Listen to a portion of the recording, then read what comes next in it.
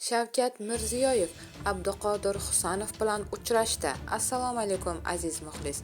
Agarda bizning kanalimizda mehmon bo'lsangiz, bizga obuna bo'lishni hamda videolarimiz ostida bir dona like tugmasini bosib qo'yishni unutmang. 21-mart kuni Toshkent shahridagi Yangi O'zbekiston bog'ida bo'lib o'tgan Navro'z tantanasidan so'ng O'zbekiston prezidenti Shavkat Mirziyoyev Manchester City'ning o'zbekistonlik himoyachisi Abduqodir Husanov bilan uchrashdi.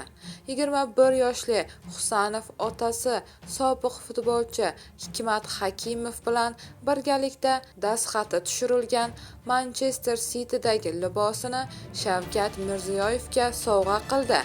Qayd etish joiz, yanvar oyida Mirziyoyev Birlashgan Arab Amirliklari davlatiga safari chog'ida mamlakat shahzodasi va Manchester City klubi egasi Shayx Xoliq ibn Muhammad Al Nahyan bilan uchrashib, Husanov transferi uchun minnatdorchilik bildirgan edi.